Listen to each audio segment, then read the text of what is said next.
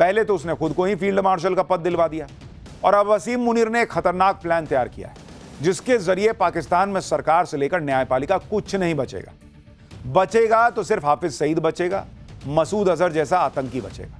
क्योंकि वसीम मुनीर ने पाकिस्तान में तख्ता पलट करके आतंकवादियों की सरकार बनाने का पूरा प्लान कहा जा रहा फाइनल कर लिया है। पाकिस्तान में चर्चा जोरों पर है कि पाकिस्तान में एक बार फिर सैन्य तख्ता पलट हो सकता है। फील्ड मार्शल बनने के बाद वसीम मुनीर पाकिस्तान में मार्शल लॉ लागू कर सकता है। राष्ट्रपति आसिफ अली जरदारी को जबरदस्ती पद से हटाया जा सकता है और उनकी जगह वसीम मुनीर खुद पाकिस्तान का राष्ट्रपति बन सकता है। वैसे तो पाकिस्तान में तख्ता पलट कोई नई बात नहीं है। पाकिस्तान के फौजी जनरल्स ने लोकतंत्र को अपने पैरों तले कई बार रौंदा है। ऐसे में अगर वसीम मुनीर भी तख्ता पलट करके पाकिस्तान का तानाशाह बन जाए तो कोई बहुत हैरानी की बात नहीं है। लेकिन आखिर वसीम मुनीर के सिर पर राष्ट्रपति बनने का भूत सवार है क्यों? और पाकिस्तान में ऐसा चल क्या रहा है जिससे तख्ता पलट होना तय माना जा रहा है? आतंकियों की सरकार बन जाएगी क्या? हाफिज, सैफुल्लाह, मसूद अजहर यही देश चलाएंगे क्या पाकिस्तान को? पाकिस्तान में इन दिनों सियासी गलियारों से लेकर गली चौराहों तक पर इस बात की जबरदस्त चर्चा चल रही है कि पाकिस्तान में अब किसी भी वक्त तख्ता पलट हो सकता है। वसीम मुनीर पाकिस्तान का सैन्य तानाशाह बनने वाला है और इसके लिए पाकिस्तान में आसिफ अली जरदारी को राष्ट्रपति पद से हटाने की तैयारी भी शुरू हो चुकी है।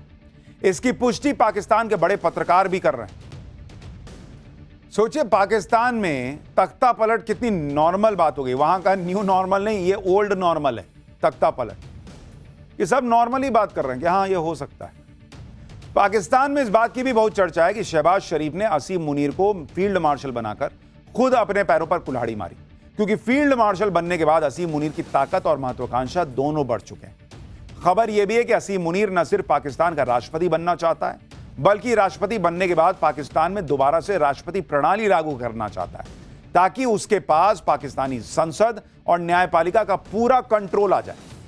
यानी अगर पाकिस्तान में तख्ता पलट हुआ और वसीम मुनीर सैन्य तानाशाह बना गया तो वो प्रधानमंत्री पद ही खत्म कर देगा। और वैसे भी पाकिस्तान का इतिहास है कि कोई भी प्रधानमंत्री अपना कार्यकाल पूरा नहीं कर पाया। ये पाकिस्तान का नेता, वहां के मंत्री कह रहे हैं कि सोशल मीडिया की खबरों पे न जाएं, तख्ता पलट नहीं होगा। तख्ता पलट की खबर के लिए कह रहे हैं सोशल मीडिया पे मत जाइए। और जब भारत के साथ भारत ने ऑपरेशन सिंदूर लॉन्च किया था और इन्होंने हवाई बातें की थी कि हमने भारत में ये मार दिया, वो गिरा दिया, और इनके रक्षा मंत्री से पूछा गया था कि सबूत कहां है, तो बोले सोशल मीडिया पे। वॉर जैसी सिचुएशन के लिए पाकिस्तान के लोगों को सोशल मीडिया पे भरोसा करना चाहिए, तख्ता पलट के लिए सोशल मीडिया पे भरोसा नहीं करना चाहिए। यह है पाकिस्तान।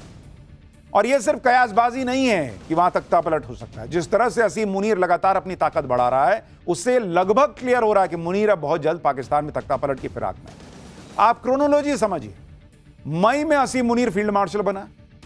फील्ड मार्शल की उपाधि किसने दी? खुद प्रधानमंत्री शहबाज शरीफ ने, और राष्ट्रपति आसिफ अली जरदारी ने अपने हाथों से उसे सौंपी थी। कहा तो यह भी जा रहा है कि भारत के ऑपरेशन सिंदूर में पिटने के बाद मुनीर ने सोच लिया था कि वह पाकिस्तान में तख्ता पलट कर देगा, इसलिए मजबूरी में शहबाज शरीफ ने मुनीर को फील्ड मार्शल बनाया। फील्ड मार्शल बनते ही वसीम मुनीर ने अपने रंग दिखाने शुरू किए। वो शहबाज शरीफ के साथ विदेश दौरों पर जाने लगा। रूस, चीन, तुर्की जैसे देशों में वसीम मुनीर, भाई तुम सेना के प्रमुख हो ना, तुम पीएम के साथ कहां घूम रहे हो? लेकिन वो शहबाज के साथ जाने लगा, बगल में बैठने लगा। शहबाज शरीफ को समझ में तो आ गया कि बगल की कुर्सी पे बैठा है, किसी दिन कोहनी मारेगा, इस कुर्सी पे बैठ जाएगा। क्योंकि इन मीटिंग में आर्मी चीफ की मौजूदगी की कोई वजह नहीं थी। मुनीर के दिमाग में तख्ता पलट की साजिश का सबसे बड़ा संकेत तो तब मिला जब अमेरिकी राष्ट्रपति डोनाल्ड ट्रंप ने उसको अकेले व्हाइट हाउस बुला लिया। यह पहली बार था जब किसी अमेरिकी राष्ट्रपति ने पाकिस्तान के सेना प्रमुख की मेजबानी की, जिसमें ना तो पाकिस्तान सरकार का कोई नुमाइंदा था और ना ही कोई बड़ा सिविलियन अधिकारी था। बस यहीं से पाकिस्तान में इस बात की सुगबुगाहट शुरू हो गई कि मुनीर तो सबको ओवर पास कर रहा है। मुनीर अब हायरार्की मान ही नहीं रहा, वो तो अब बनेगा पाकिस्तान का राष्ट्रपति। और ये बातें हवा में नहीं हो रही। पाकिस्तान सरकार में सेना की दखलंदाजी हमेशा से रही है, लेकिन अब मुनीर सीधे तौर पर सरकारी फैसलों में दखल देने लगा है। मुनीर चाहता है कि पाकिस्तान की रक्षा और विदेश नीति को फौज चलाए। कहा जा रहा है कि संसद, न्यायपालिका और मीडिया पर वसीम मुनीर अब पूरा कंट्रोल चाहता है। इसलिए तख्ता पलट के बाद सबसे पहले वो संविधान में बदलाव कर राष्ट्रपति प्रणाली लागू करेगा। वसीम मुनीर के दिमाग में राष्ट्रपति बनने का आइडिया अचानक नहीं आया। मुनीर काफी वक्त से राष्ट्रपति जरदारी को हटाकर खुद राष्ट्रपति बनने का बहाना खोज रहा था, और अब तो मुनीर को वो बहाना मिल भी गया। और यह बहाना मुनीर को राष्ट्रपति जरदारी के बेटे बिलावल भुट्टो ने दिया। बिलावल भुट्टो ने पाकिस्तान के आतंकवादी हाफिज सईद और मसूद अजहर को भारत के हवाले करने का बयान दे दिया। बिलावल के इस बयान से आतंकवादियों की जमात नाराज हो गई। असीम मुनीर भी बिलावल के बयान से बौखलाया हुआ है। इसी मुद्दे को लेकर मुनीर राष्ट्रपति जरदारी के खिलाफ माहौल बना रहा है और पाकिस्तान में तख्ता पलट करके ऐसी सरकार बनाना चाह रहा है जो हाफिज सईद जैसे आतंकवादी चलाएंगे। मुनीर खुद सैन्य तानाशाह बनकर राज करेगा। तो पाकिस्तान में भैया कभी भी गेम हो सकता है। भाई नरेंद्र मोदी ने इंडी गठबंधन को ऐसा सड़क पर ला दिया है कि अब इनके पास तमाशा करने के अलावा कुछ बचा नहीं। सारे मुद्दे नरेंद्र मोदी ने इनके हाथ से ऐसा लग रहा है छीन लिए। जातिगत जनगणना पर ये लोग बवाल करने वाले थे, उसे एक झटके में खत्म कर दिया। फिर नरेंद्र मोदी ने पाकिस्तान को ठोका, चीन को ठोका, तुर्की को ठोका। कूटनीति में ऐसे धमाके किए कि भर भर के अवार्ड मिल रहे हैं। जब इस तरह का जलवा हो तो फिर नरेंद्र मोदी के खिलाफ बोलने के लिए इंडी गठबंधन के पास बच क्या गया। ऐसे में बिहार चुनाव में क्या होगा ये सोचकर ही राहुल गांधी, लालू यादव, इंडी गठबंधन की पूरी फौज उनमें खलबली मची। उन्हें मोदी के खिलाफ कोई मुद्दा दिखा नहीं तो वोटर लिस्ट की बात लेकर आ गए और सड़क पर बवाल काटने लग गए। जो लोग कल तक कहते थे कि ईवीएम में गड़बड़ी करके बीजेपी चुनाव जीती है, ईवीएम हैक करती है, अब कह रहे हैं कि नहीं नहीं ये वोटर लिस्ट से होता है। मतलब ईवीएम को उन्होंने छोड़ दिया। बिहार में चुनाव से पहले वोटर लिस्ट का रिवीजन क्या होने लगा। इंडी गठबंधन पर जैसे आफत आ गई। वोटर लिस्ट के रिवीजन का मकसद यह है कि कोई फर्जी वोटर ना हो। वोटर लिस्ट में वही लोग हों जो भारत के नागरिक हैं। इसमें गलत क्या है? क्योंकि हमारे यहां तो ऐसा सिस्टम बन गया था कि कोई घुसपैठिया है, कोई बांग्लादेशी है, कोई रोहिंग्या है, आराम से फर्जी आधार कार्ड बनवा लो, राशन कार्ड बनवा लो, वोटर आईडी कार्ड सब फर्जी वगैरह बनवा के वोट डालो। नेता उता भी खड़े हो जाते हैं कि भाई उनको तो वोट मिल ही रहा है। लेकिन इस बार चुनाव आयोग ने कह दिया कि नहीं, ये सब ना चलता। इसलिए ना आधार कार्ड ले रहे हैं, ना राशन कार्ड ले रहे हैं, ना वोटर आईडी कार्ड ले रहे हैं। वोटर लिस्ट में नाम लाना है तो ऐसे कागज दिखाने होंगे जिसमें कोई फर्जीवाड़ा होने की आशंका बहुत कम है। लेकिन इंडी गठबंधन वाले कह रहे हैं कि कागज नहीं दिखाएंगे।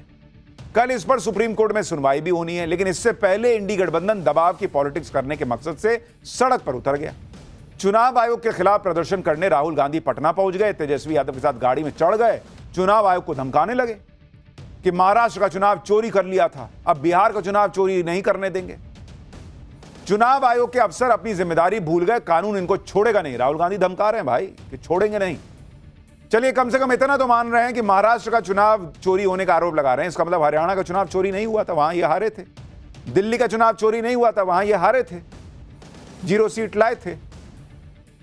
महाराष्ट्र वाला चोरी हुआ था, वो भी मैं आपको कई बार बता दिया कि क्या बेकार की बात करता है।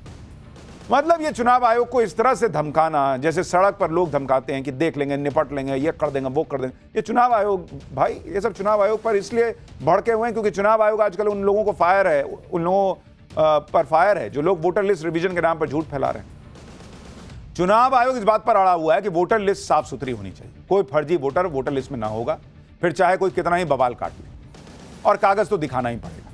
इसी पे बवाल मच गया। इंडी गठबंधन ने शक्ति प्रदर्शन करने के लिए सड़क चुन लिया। आज आपको दिखाऊंगा कि बिहार में क्या हुआ, बंद के दौरान क्या हुआ, पप्पू यादव, कन्हैया कुमार को किसने धकिया दिया, राहुल गांधी और तेजस्वी की गाड़ी में पप्पू यादव और कन्हैया कुमार को क्यों नहीं चढ़ने दिया गया। लेकिन जो हुआ है पहले उसका एक ट्रेलर देखिए।